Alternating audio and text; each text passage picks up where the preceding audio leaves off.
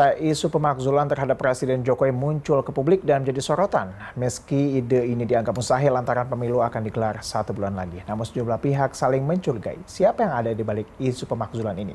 Dan berikut kita simak petikan dialog yang berlangsung panas dalam program Bersatu Kawal Pemilu sore tadi.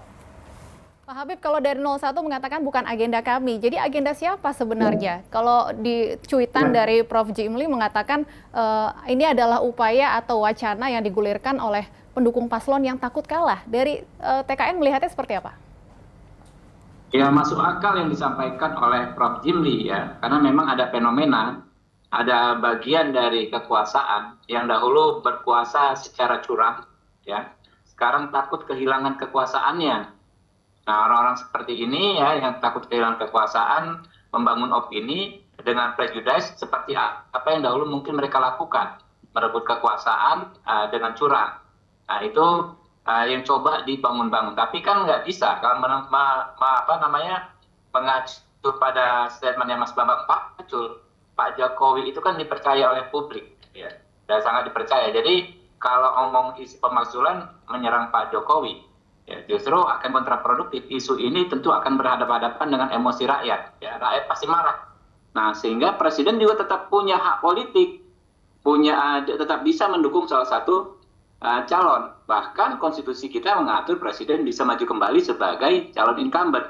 Nah, kayak di Amerika saja, praktik di Amerika, ya, presiden-presiden yang berkuasa saat itu mendukung dan berkampanye terhadap calon presiden di periode berikutnya.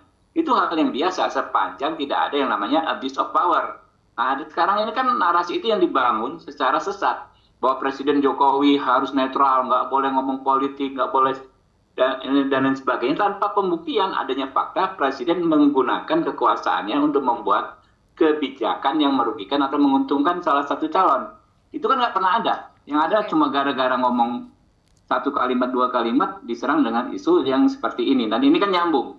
Apa yang disampaikan pengusung isu pemakzulan ini nyambung dengan jubir-jubir salah satu paslon yang saya sebutkan tadi. Memang nggak semua, tapi memang ada anasir-anasir.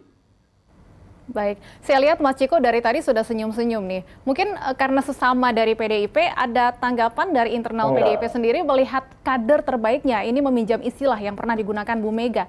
Bagaimana kemudian melihat saat ini ada usul memakzulkan kader terbaik PDIP? Saya tanggapi Habib dulu tadi soal siapa yang pernah berkuasa secara curang. Kita bisa sebut either Pak Jokowi atau Pak SBY, kan itu aja. Jadi hati-hati kalau kita menggunakan diksi, karena kan yang berkuasa yang menang pemilu, yang menang pilpres, hati-hati hak saya. Anda sampaikan saja pernyataan Anda, jangan silakan takut. Baik, Pak Habib, nanti saya berikan waktu untuk menanggapi. Silakan. Hati-hati, Anda yang hati-hati. Gitu. Hati-hati. Anda hati-hati bicara ya. Hati-hati Anda bicara. Anda ada bicara. Apa urusannya? Apa urusannya? Anda itu justru jangan cengang-cengang. Kita bicara, saya punya bicara, Anda punya bicara. Silakan bicara saja. Baik, kita tidak bisa mendengar dengan jelas pendapat dari masing-masing pihak. Saya berikan waktu, saya berikan kesempatan untuk masing-masing. Ya, kita tidak bisa mendengar dengan jelas pendapat dari masing-masing pihak. Kami berikan kesempatan satu persatu. Silakan Mas Ciko terlebih dahulu, tadi sedang berbicara. Jangan ini giliran Mas Ciko sekarang. Siapa yang nuduh? Giliran balik lagi. Sebut aja, sebut partainya, sebut namanya. Apa? Ya urusan saya mau sebut nggak sebut. Sebut dong. Ya kalau nggak merasa jangan tersinggung. Enggak, jadi kan enggak lah, udah jelas lah tujuannya siapa. Ini kan kita ada semua bertiga di sini. Anda kan nggak merasa, jangan tersinggung gitu Yang loh. berkuasa siapa? Yang berkuasa 2 kali. Ayo tertib dong, ayo satu-satu ngomongnya.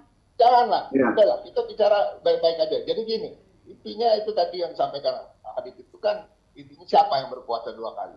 Satu. Yang kedua, Ibu Mega berkali-kali mengatakan bahwa akan menjaga pemerintahan ini sampai selesai masa periodenya. Itu nggak pernah ada bantahan, nggak pernah ada kata-kata yang berubah dari Bu Megawati, dari PDI Perjuangan. Ini harus diingat.